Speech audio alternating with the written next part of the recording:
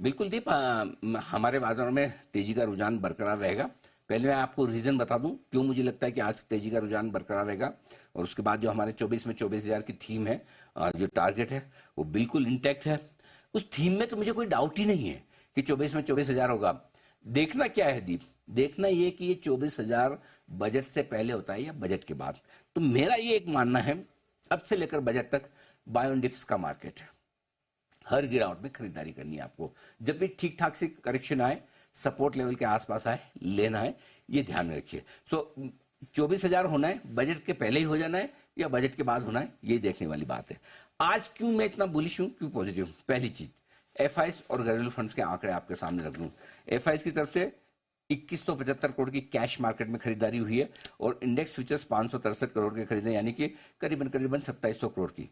No doubt थोड़े stock futures FIS ने दबाकर बेचे हैं शुक्रवार को 3500 करोड़ के, वो थोड़े जरूर एक नेगेटिव है। तो एफआईएस के डेटा एक तरह से आप न्यूट्रल मान सकते हैं, न पॉजिटिव है न नेगेटिव। लोकल फंड ने 650 करोड़ के आसपास की खरीदारी की है, वो डेटा ठीक है मार्केट के मूड माहौल के हिसाब से। तो पहला आपके लिए आज पॉजिटिव ट्रिगर है, ग्लोबल संकेत बेहद दमदार है। दूसरा, एफआईएस और घरेलू फंड्स की तरफ से खरीदारी का मामला दिख रहा है। तीसरा, शुक्रवार को लाइफ हाई पर बाजार बंद हुए हैं, ठीक है, और लाइफ हाई पर बंद होने का मतलब आप समझ ही सकते हैं, तकनीकी तौर पर बाजार बहुत मजबूत है। और चौथा, डायरेक्ट टैक्स कलेक्शन के आंकड़े जो आए हैं आपके, फिर से इस साल पिछले साल के मुकाबले में 10% बढ़कर आए हैं। अब आप समझ सकते हैं डायरेक्ट टैक्स कलेक्शन के आंकड़े 10% बढ़ने का मतलब क्या है। करेक्ट, दिख रही इकोनॉमी की मजबूती आपको। चाहे आप जीएसटी कलेक्शन देखें जो आया था थोड़े समय पहले, पिछले साल के मुकाबले में 10-11% बढ़कर आया। इस बार डायरेक्ट टैक्स कलेक्शन के आंकड़े 10% बढ़कर आए। तो इकोनॉमी की स्ट्रेंथ नजर आ रही है। ये सारे आपके लिए आज के लिए बड़े मजबूत संकेत है, और इसीलिए मैं उम्मीद कर रहा हूं कि आज फिर से खुलते ही बाजार नए लाइफ हाई बनाएंगे। और दीप, न सिर्फ नए लाइफ हाई आपको निफ्टी पर, बल्कि बैंक निफ्टी भी ग्रेजुअली अब लाइफ हाई की तरफ बढ़ने को तैयार होता हुआ दिखेगा जी। ठीक है, अभी इंतजार था 50,000 के ऊपर आपको आते हुए दिख गया है। अब यहाँ से नए लाइफ हाइज यहाँ पर भी दिखेंगे। अनिल जी बताएं सर, फिर आज के लिए कुछ खास बात? आज के लिए दो तीन चीजें पहले मैं एडिटर स्टेक में आपको बता दूं। पहली चीज तो है कि निफ्टी का बेस अब धीमे धीमे ऊपर शिफ्ट हो रहा है, और आज आप 23,500 को पार करके लाइफ हाई बनाएंगे। और अगर आज आपकी क्लोजिंग 23,500 के ऊपर हो जाती है, जो कि होनी चाहिए प्रैक्टिकली, कोई रीजन तो नहीं कि आप नीचे बंद हो, अगर 23,500 के ऊपर बंद हो जाते हैं तो बाजार का जो बेस है वो अब शिफ्ट हो जाएगा 23,200 23,400।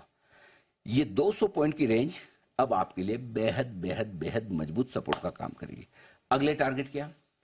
वैसे तो 24 में 24,000 इंटेक्ट है। ये दो टारगेट 23,600 23,800, कहीं कहीं इस रेंज में जाकर एक बार थोड़ी प्रॉफिट बुकिंग आ सकती है। अब से लेकर वीकली एक्सपायरी तक हम वहां पर जाने की कोशिश करेंगे। ये निफ्टी का ऊपर का टारगेट हो।